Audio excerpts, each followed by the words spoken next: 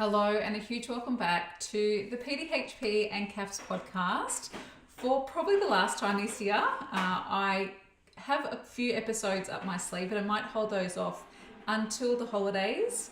But what a year. I cannot believe we are at the end of another very, very busy year. And look, at the time of recording, it's December 17. I know many of you have either finished, if you're in a private school, Catholic schools, most of you finished today, public schools on Friday. It is very heavy. And look, I feel like, me personally, I feel like I'm kind of clawing to the end. It has been such a wild year for me and for us at the Learning Network. And look, it was kind of the year that I never expected, to be really honest with you. At the end of last year, I was like, no, I want to kind of go big with this. I know that more teachers need our support. And over the holidays, I started to percolate on the idea of supporting, having someone in our team that could just support primary PDHPE, someone who could just support 7 to 10 PDHPE. And we kind of made that happen through Lyndall Batten, our K to 6 mentor, and Tara Steinbeck, our 7 to 10 PDHP mentor. It has been a really big year. And look, today I'm sharing with you some lessons that I've learned personally. There's probably about 7. There's lots this year. I could probably be here for the next couple of hours talking to you about the year that was.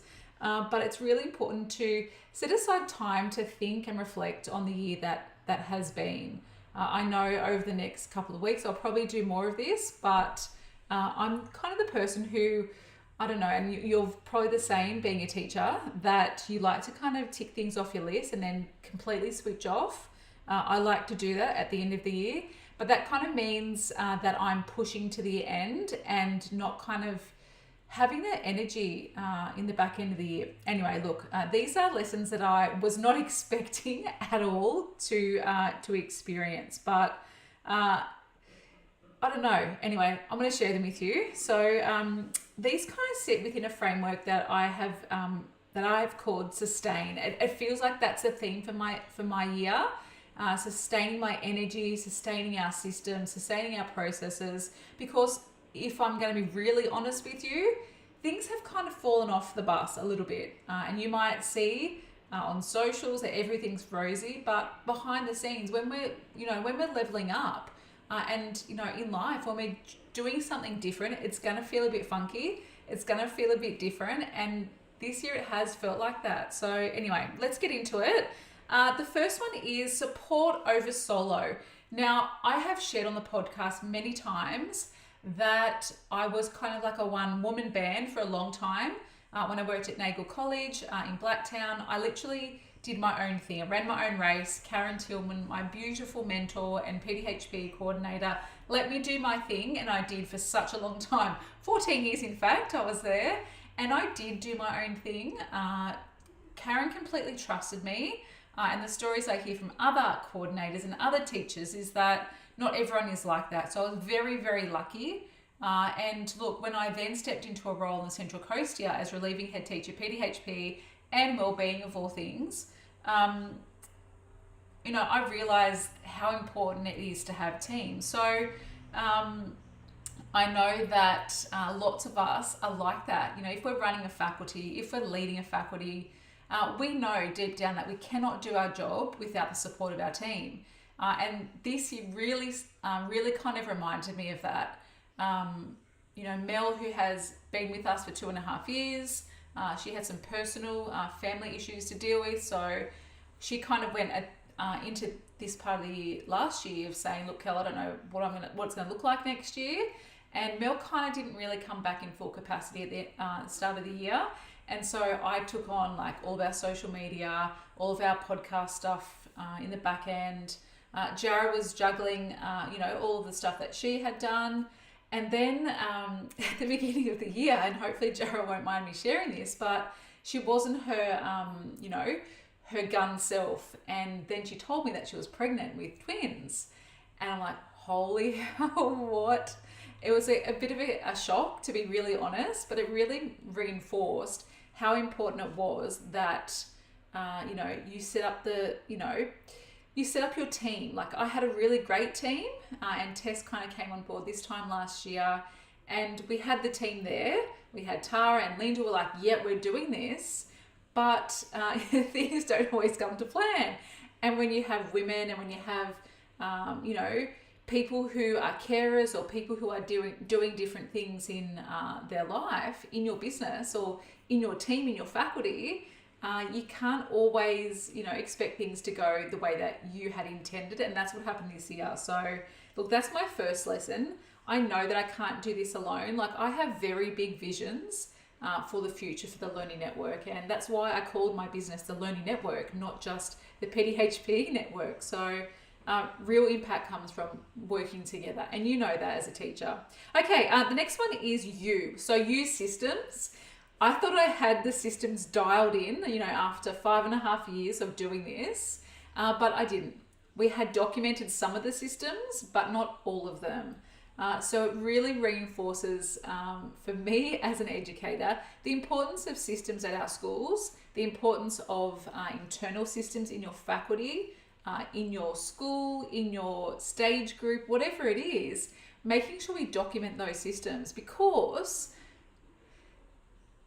people, I don't know if I really believe people are replaceable. Yes, you can replace the person, but you can't replace, you know, you can't replace them directly.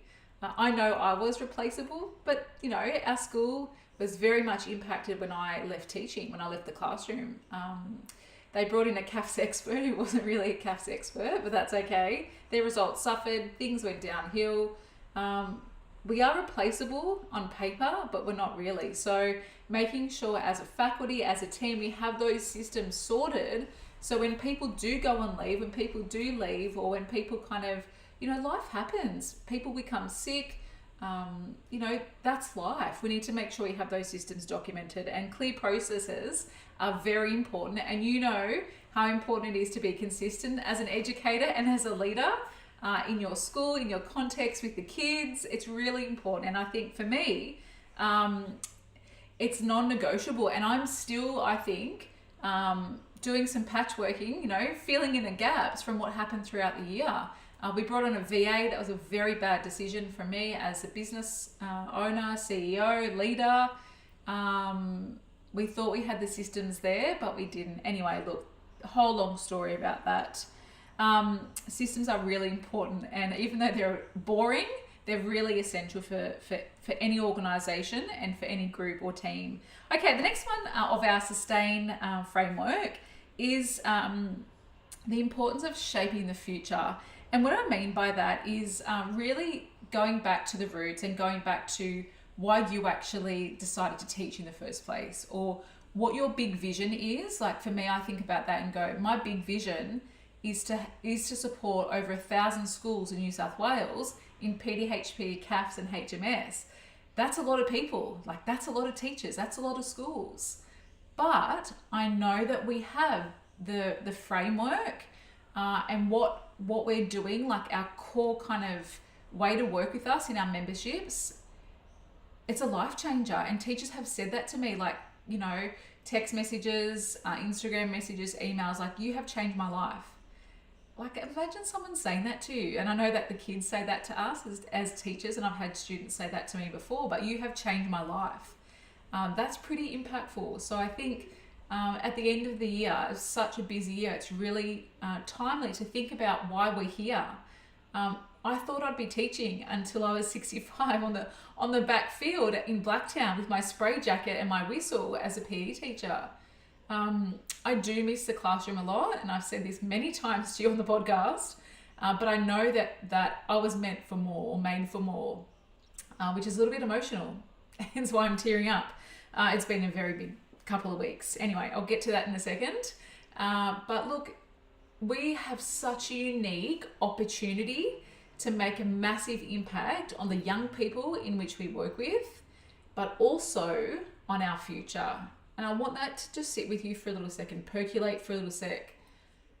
We have a massive impact to make. And I know you probably didn't get into teaching for the holidays, for the pay, for the leave.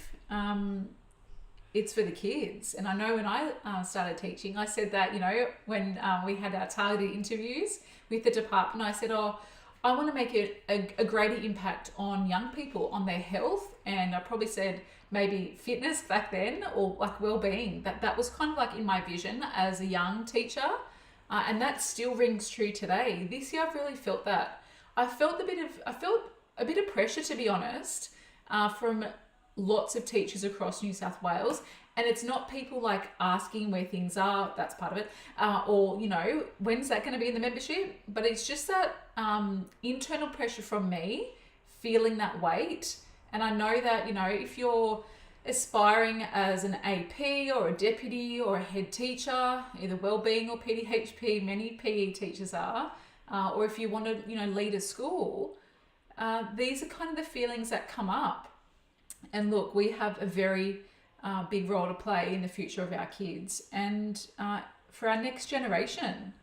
Like, what you're doing right now has massive impact on the future, and the ripple effect is quite significant. Anyway, I just want to kind of, just remind us, like, why are we here? Why are we doing this in the first place? And I think with that comes our T of sustain, is to take up space. This year really forced me personally to confront me playing small. A lot of people knew me for the support I have done over a number of years, over 15 years, in community and family studies. And I was like, well, I'm not just a CAFS teacher. I've been a PDHPE teacher for over 16 years. I have taught many courses in our umbrella, and I've also supported hundreds and thousands of students and teachers across New South Wales for such a long time. Like, I'm more than just a CAFS teacher. So that kind of, I think, really rocked me a little bit this year. So I felt like I've kind of had like an identity shift a little bit. I've got out of my own way. I've actually said some things that I wanted to say for a long time in education, and I still think I'm holding back. I still think there's more that I want to say. But to be honest, and this is me full transparency, is I'm afraid of saying some things that might ruffle some feathers, and the impact that will have on my business or the support I do with teachers. Anyway, it has required me to get out of my comfort zone a lot, to show up more like myself, to kind of get rid of the fluff, get rid of that baggage that I probably held for way too long, and to really to kind of step out of my comfort zone a lot. Like, what I did this year was pretty crazy to think. The events that we ran 3 very big events. We ran our K-6 K-10 PDHP forum in May. That was big. We didn't have like a whole heap of people because we didn't advertise enough. I left it way too quick. But the impact that event had really set the scene for the year. We then had our HMS Summit, sold out, like people were begging us to come. We could not fit any more people in that room. We had 65 teachers and a few people who were also presenters who joined us. We then had the CAFS conference in October, our go-to event for CAFS teachers. I travelled. I think I've been away for about 20 nights this year. No wonder I'm feeling the pinch and feeling a bit burnt out. But I travelled to Bathurst in Vance, our camper van. I was with the Catholic Diocese in Bathurst. I travelled to Western Sydney a lot, different schools in Western Sydney that we've worked with before. Travelled to Dubbo again, travelled down to Canberra again. And everywhere in between. Like, it was a very busy year. But look, the impact has been massive. Like, I feel very proud of what we've done so far, and like literally we're just getting started. So look, it did make me feel very uncomfortable. I probably felt the stress, the burnout a little bit, especially at the back end of the year when Jared went on leave. That has had a bit of an impact. Anyway, that kind of then takes me to the A of our sustain framework, and that's asking for help. And I did ask for help last year in the form of Tess and Tara. So Tess joined us December last year as we were kind of having our end of year wrap up. And I feel very blessed to have Tess and her support. She's going to be working for us pretty much full time next year, school hour full time. And I feel very blessed to have her. She is a wonderful human. She has been very great working with our teachers, making sure everyone has access to our memberships. And what she's had to do this year, oh my gosh, the amount of admin we've had is ridiculous. But Tess will be doing about, pretty much, full-time kind of school hours for us next year, which I'm very blessed with. And obviously we asked Tara to come on board last October. Tara has been like my right-hand teacher woman. She has done so many of our resources, our exams, and just being a sounding board. I know you probably have that at your school. Like, you kind of don't want to ask the first year outs, but you also want to get everyone's help. So I think asking for help is really important. So I waved the white flag last October to ask Tara to join us, and she has done such a great job. Honestly, what she has written and what she has done for the back end of things, our memberships, our resources, it has been phenomenal, and I would not be able to have done this year without her. And look, asking for help is like leadership. You have to ask for help. Like, I kind of used to think I could do it myself, but I can't.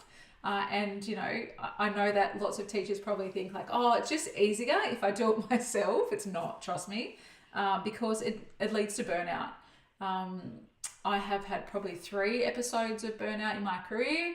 I shouldn't smile about it, but just thinking back to how stupid I was. But Rockestead fit in 2008, stupidly. I also taught my first Year 12 HSC PDHPE class that year, which I kind of just remembered. Then 2018, when I moved to the Central Coast and took on head teacher wellbeing, relieving head teacher PDHPE. Just crazy, different system, different, you know, I was people pleasing, trying to do everything. Anyway, and when I left the classroom in 2020 was probably the next one. And I felt it a bit this year. I haven't been sick. I'm going to share our immune juice recipe with you, and I did that on socials, but it's been a heavy year. Anyway, look, I don't know how I've got to this point, to be honest. The next one of our sustain framework is intentionally protect your energy. And this is a lesson that I'm still learning the very, very hard way. Like, I feel it a little bit this week. I don't know if it's because Lex has had so much on. Lexi is graduating year 6 as of today. I have already cried my eyes out this morning. I was an absolute mess on the way to driving her to school. And I don't know, like, if you have a beautiful child who is graduating year 6, or someone who's one of your kids graduating year 12, or even left at the end of year 10, like, it's a lot. Like, it's the end of an era for us as a family. It makes me feel a little bit old, but also looking at Lex and just her changing so much over the last 12 months. Anyway, I'm not going to talk any more about it because I'm going to get emotional. But our energy is really important. I reckon it's more precious than our time, because some people can just strip your absolute energy. And I know that you work with some people like that, parents, students, family members. Like, it's really important that you protect yourself and your energy, because if you're crawling to the finish line, like many of you are, and you guys have told me via email, via message, like, it's not sustainable. And that's the whole point of this. Like, you got into teaching for a reason, to sustain until you're 60 odd, to be such an amazing educator. And look, I didn't sustain my energy, and that's why I'm here. If I protected my energy, I would have stayed in teaching. I would have kept teaching, because I absolutely love it. I thrive on it. I am obsessed. It's an unhealthy relationship. But our energy is really, really important. Setting up boundaries, and very clear, intentional boundaries, is very important. And look, it doesn't matter if you're a teacher, if you're a nurse. I think anyone who's in, a vocation, giving, service, at many points, you've probably felt burnout. Anyway, I'm still learning the hard way. Let's chat next year. Let's chat after a couple of weeks break. Because look, I definitely do feel that pinch this year. I feel like I'm a little bit burnt coming to the end of the year. And the last one of our sustain framework is that it is not a sprint. Teaching is a marathon. There is like always something to do, and I don't know if I was the right person to get into teaching. No, I do, like I love it, but I'm the sort of person who's like, okay, what else? Like, okay, there's always so many tabs open, and I feel like even though on my computer it looks pretty clear, like I'm very happy. I have a clear, browser. I've got a few things on my desktop, not many things, but mentally. That's one thing I think, going back to my energy, I haven't been able to do this year is switch off. It has just been buzzing around my head all year. There's things that have fallen off the bus, the wheels have fallen off. We forgot to send reminders out to our HMS members. That wasn't working properly. There's lots of things that I've forgotten to do this year, or I forgot to tell people about. And of course, that's on me as a leader. That's one of my weaknesses. But look, it's not a sprint, it's a marathon. We need to, impact is built slowly, and we need to look after ourselves.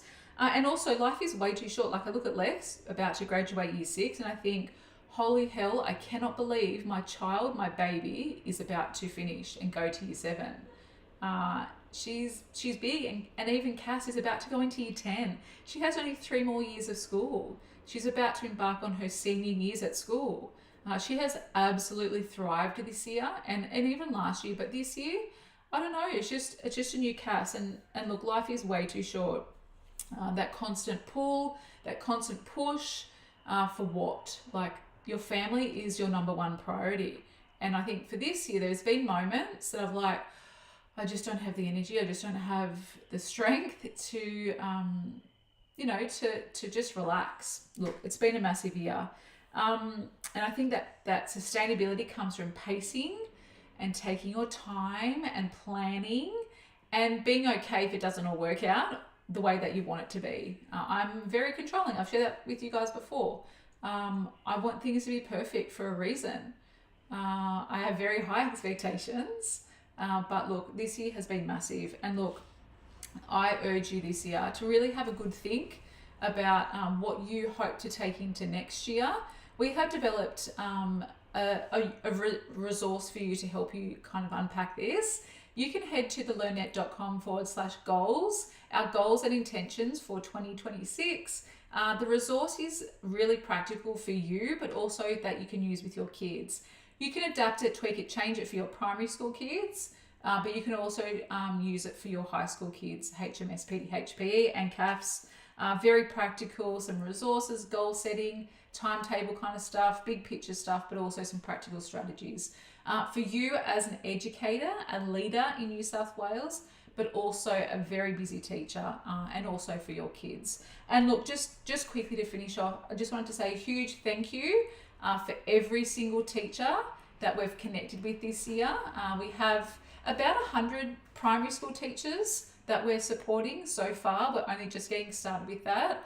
And what Lyndall has done in our membership is like absolute gold. That's legacy building, what we're doing with that, as well as our other memberships. But we're going to make a really big impact in primary schools next year and beyond. We also have a huge number of high schools that we're working with. Thank you for trusting me and our team. The Learning Network is the go-to space for PDHP, CAFs and HMS. And we are just getting started, my friend.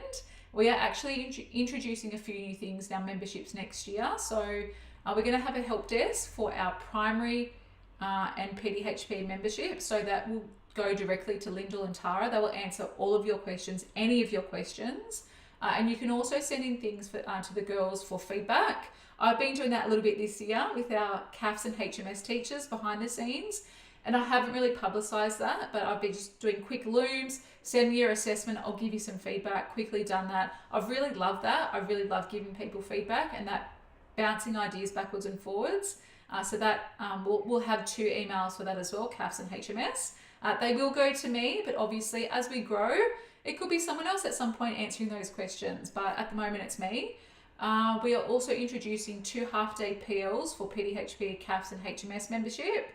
And pre-recorded ones for primary teachers. We know that how busy you are and it's very hard to get time off school. So we're introducing those. They are bonuses in the memberships. They're not an additional cost for you as a school, as a teacher.